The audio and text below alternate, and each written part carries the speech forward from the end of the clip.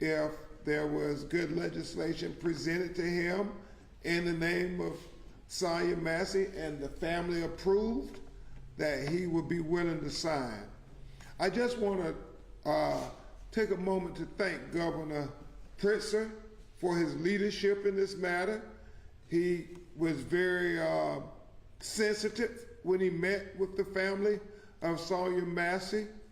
He said that he wanted to make sure that there was justice and accountability for all citizens of the state of Illinois, and that Sonya Massey and her family will be no exception.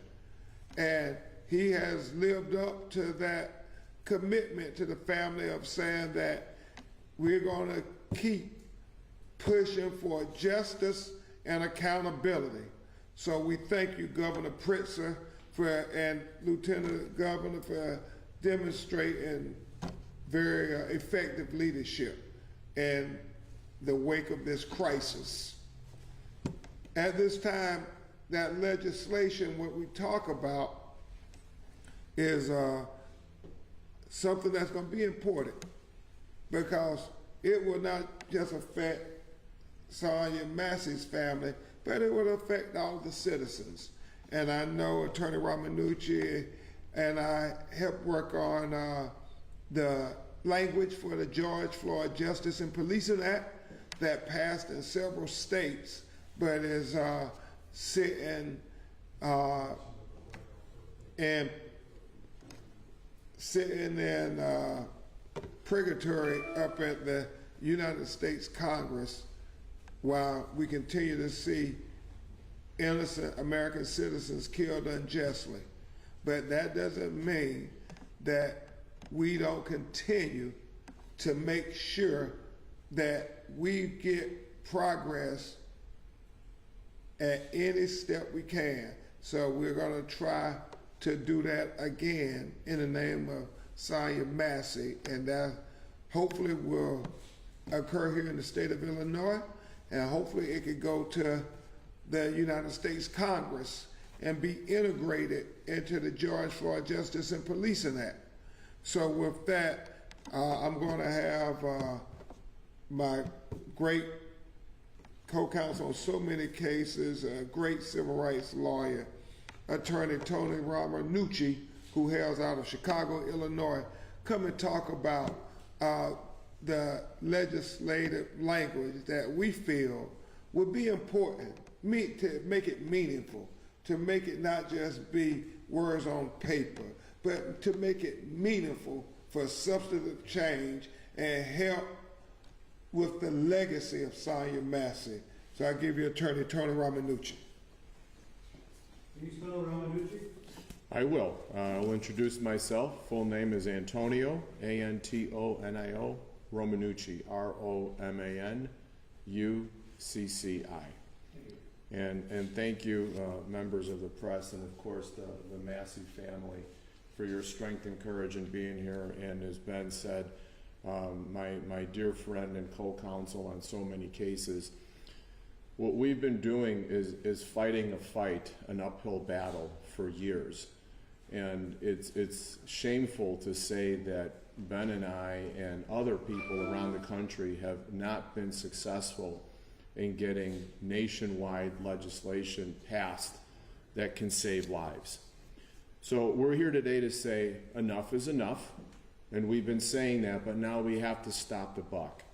And if we have to start with Illinois, we will start with Illinois. But as background, Illinois took some considerable steps a couple of years ago when it passed the Safety Act. It's one of the most comprehensive police reform bills that was passed by a state in the country, and that was done by the great efforts, as Ben mentioned, by Governor Pritzker, our Senator Harmon, House Representative Chris Welch, and all the other members of the House and Senate that supported the Safety Act. And as we know, it got rid of cash bail, which, as we now see the effects of it, has been very successful. But what do we now know about the Safety Act? It needs a little bit of help. It needs work. And here's why. Sean Grayson was a ticking time bomb. second by second that this man was on the Sangamon County Sheriff's Police Force, he was a ticking time bomb. And the Safety Act failed to stop the ticking until Sean Grayson literally exploded and caused a needless life to be lost, and that of Sonya Massey. And so what we aim to do with the Sonya Massey bill is caulk the Safety Act so that a Sean Grayson does not happen again. It cannot happen. The Sonya Massey Act will stop the ticking. It will stop the explosion. So how do we do it? There are several ways in which we can fix the Safety Act so it doesn't happen again. When you consider that Sean Grayson had 2 DUI convictions, if Sean Grayson wanted to visit Canada, if he wanted to visit the beautiful cities of Toronto or Montreal, he wouldn't be allowed to do so. He couldn't cross the border, but he was able to work as a deputy sheriff in Sangamon County. You think about that.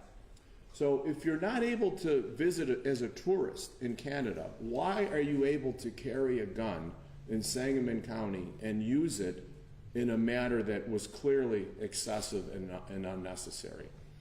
So we aim to do several things. Generally speaking, is we want a national database, one that Illinois can tap into, so that not only are convictions, right? The Safety Act requires a database for felony convictions and serious misdemeanors. We want it to be much more comprehensive than that. We want it to include infractions such as DUIs. We want it to include infractions as driving 101 miles per hour during a police chase. We want it to include if you use excessive force or unnecessary profane language on a citizen. We want to stop anything. We want to stop any police officer who does not deserve to wear the uniform or the badge, and certainly carry anything that's close to a deadly weapon. That's one way. The second way is we want to create a waiting period, some quiet time in between going from job to job, in order that we make it a requirement that a thorough and comprehensive background check is completed. We need to prove that the background checks were done so that none of these infractions fall through the cracks and these sheriffs are allowed to be hired. So those are 2 of the ways that we would aim to try and fix the Safety Act. We think those are simple but important and highly effectual fixes. There is more that we would want to propose, and as I look at my notes, are the red flags, which we kind of mentioned as to what was all over Grayson's record. So with that, we would call out to our leaders in the state to please take notice. We have a platform next week with the Democratic National Convention, and I know that we aim to bring these matters to our leaders and ensure that change will happen, because or else there will never, ever be accountability. There will never, ever be responsibility. And you will hear people like the Sangamon County Sheriff tell us that everything that he did was okay. And that's not acceptable, because this family's here is because what happened is not okay. Thank you very much, everyone. Thank you, Attorney Romanucci. And wouldn't it be great if Illinois could say, as the whole nation focuses in next week at the Democratic National Convention, that there's already a proposed bill for Sonya Massey, and that we want it to pass here in the state of Illinois and then pass in the United States Congress, so no other person has to suffer a tragic fate like Malachi Summers' mother had to suffer. Attorney Romanucci talked about the warning signs. We gotta catch the warning signs.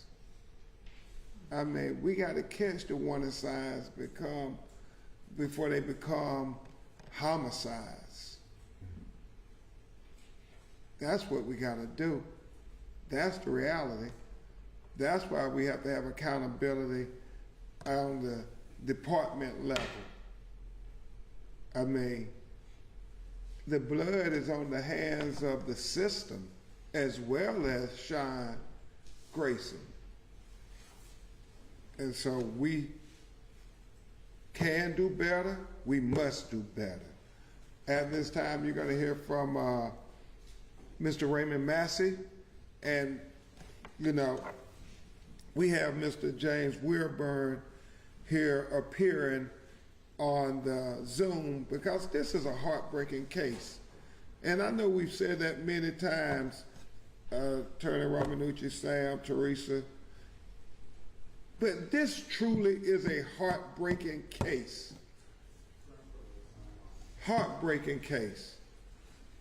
Because Mr. Weirburn, Sonya's father, who had a quadruple bypass surgery on his heart in 2022, had every intention of being here today, had every intention of being at the county commission meeting last night, had put in to be able to speak. But his doctors told him with the stress that he has diagnosed him as being under because of what happened with his daughter Sonya, that he said his heart is too weak.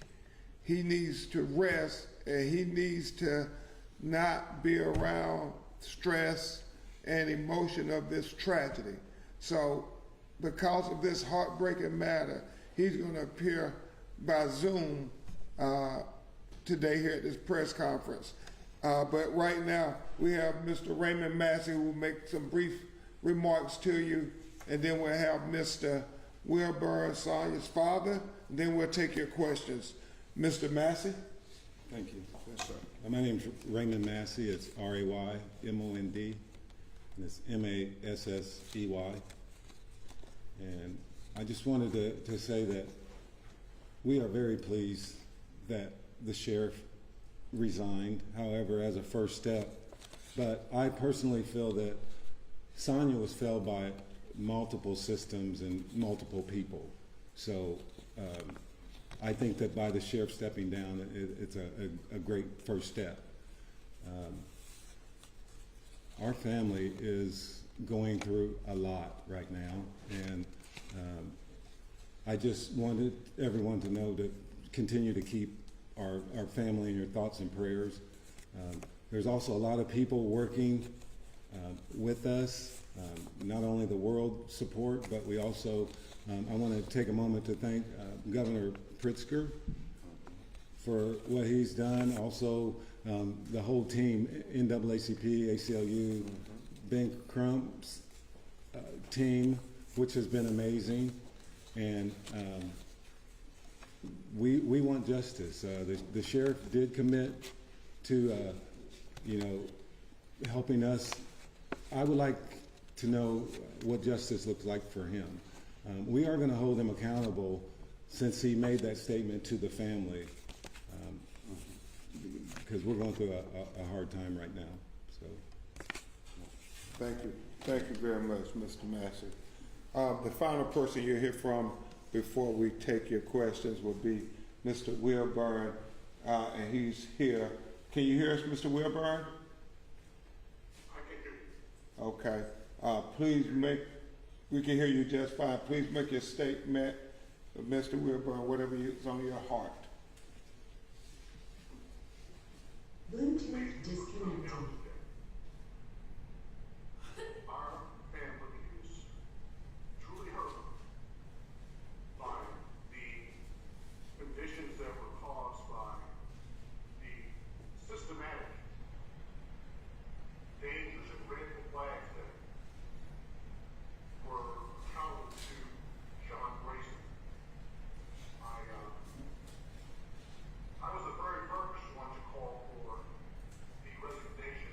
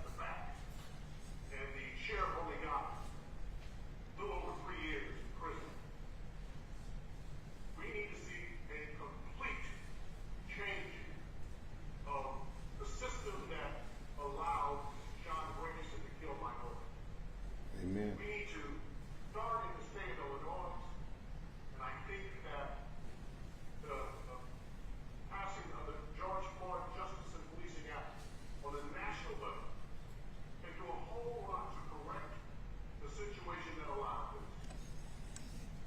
I want to thank Attorney Ben Crump for taking this case. I want to thank all of his staff. I want to thank the Sangamon County Prosecutors. prosecutor, the state's attorney, John Gilheim. I want to thank Mary Beth. I want to thank the lead investigators, the captain. People in my hometown here, my hometown, my sheriff, my cousin who's a police chief, all of them, all of my friends who are in law enforcement and have retired in law enforcement, say this shooting was wholly unjustifiable, unimaginable. There's no justification.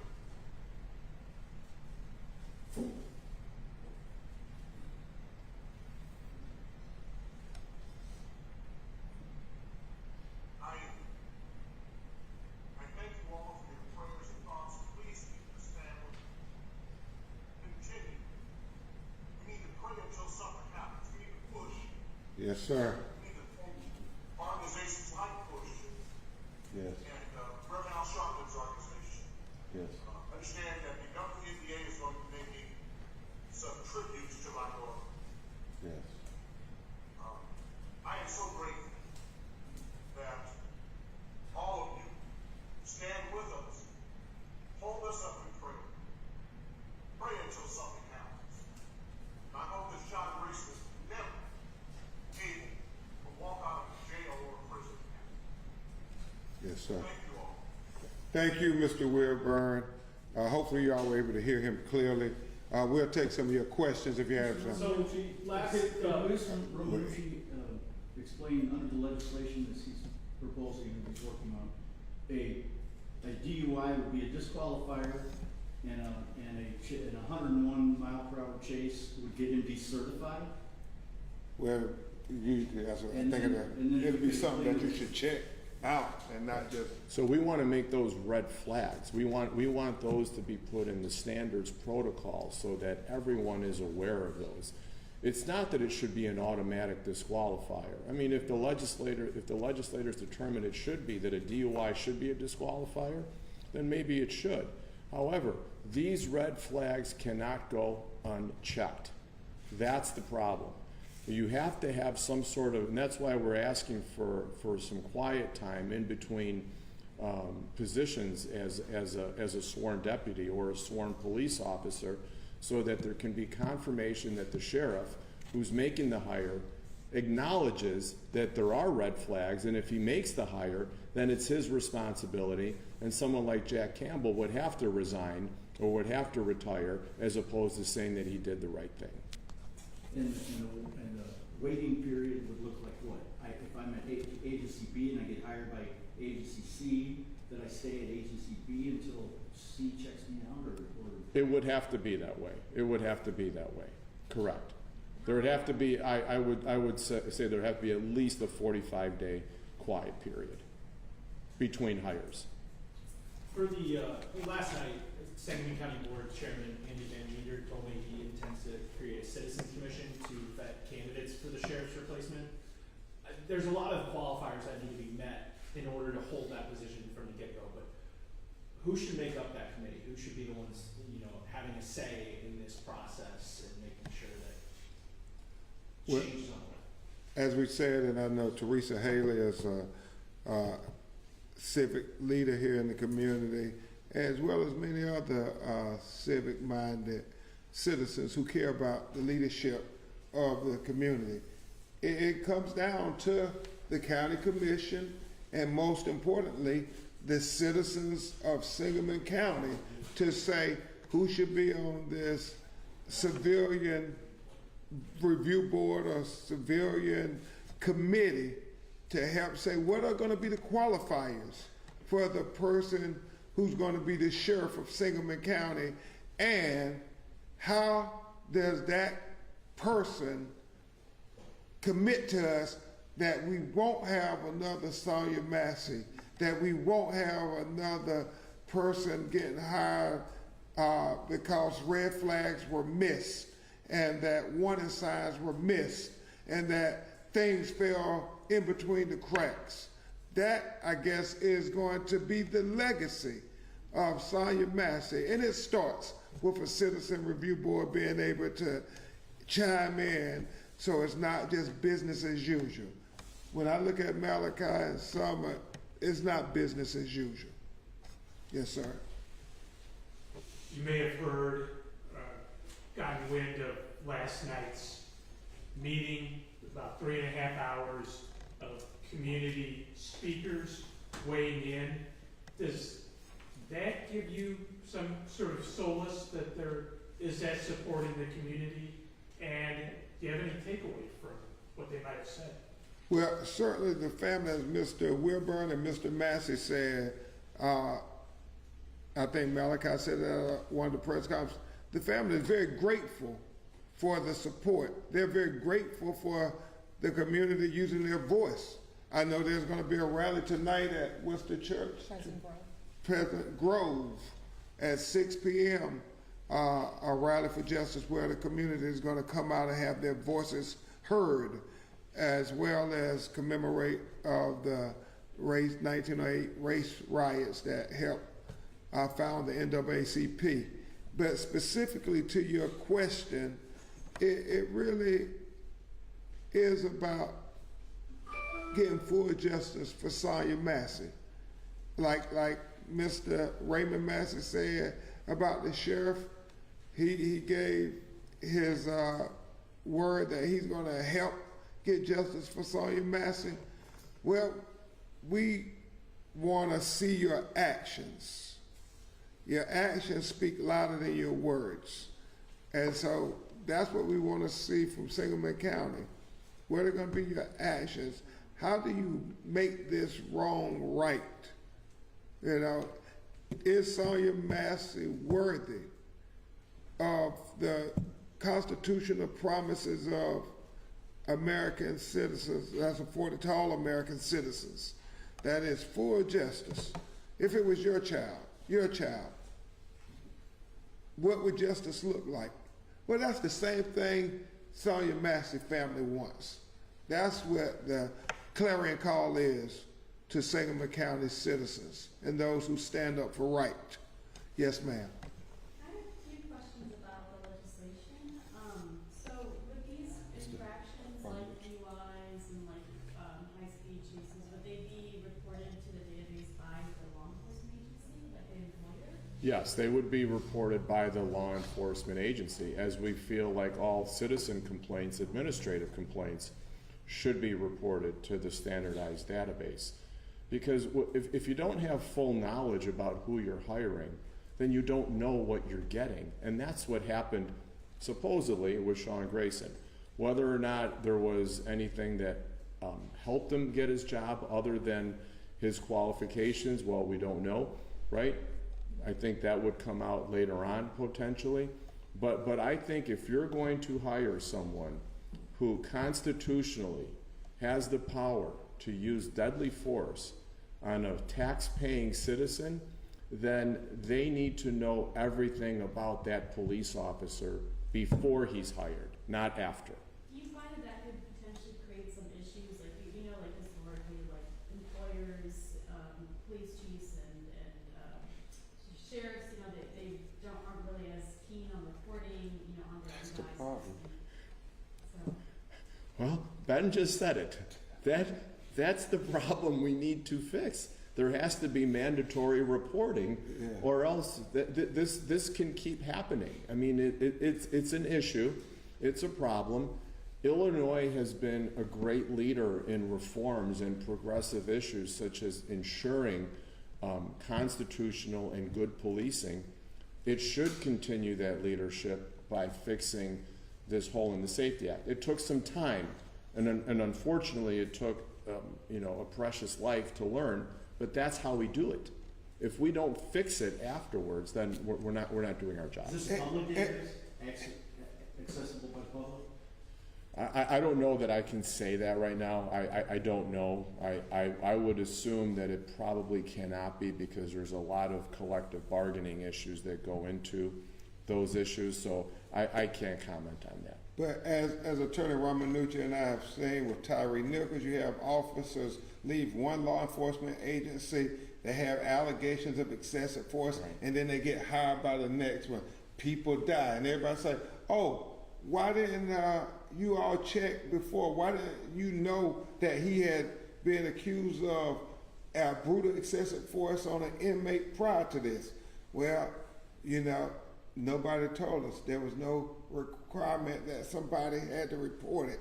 I mean, Tamir Rice, we've seen case after case where police officers were allowed to resign at one law enforcement agency and then go next door, get hired by the next law enforcement agency and kill somebody. I mean, Tony's, you know, metaphor of ticking time bomb is real. It's only a matter of time before they end up killing or, you know, crucially harming some citizen who had a right to make law enforcement do their job. The law enforcement report on everybody else when they're accused of stuff. But it doesn't work when it's internally. You don't report on it. What kind of sense does that make? Are you working with any state lawmakers right now, like Senator Turner or? Well, I know we're going to share with Senator Turner. Senator Turner has been great in her leadership, saying that she's going to try to work to remedy what happened here so it doesn't happen anywhere else in the state of Illinois. So Attorney Ramanucci is not only going to share it with Senator Turner, but we're also going to share it with the individuals at the head of the federal government, like we did with George Floyd. We're going to share it with Vice President Kamala Harris's office, as well as others who are interested in trying to get the George Floyd Justice and Policing Act passed finally. So we do have, by the way, we do, Ben and I have authored a white paper. It has been updated. I have some copies with me today. I can leave those, I can go get them and leave those with you. And that will give you a general sense. It's not going to be specific, but it's going to, actually, I go back on that. There are a lot of specific recommendations in our paper, and we continuously update it. We're probably on our 8th edit right now. Because they keep killing people. Right.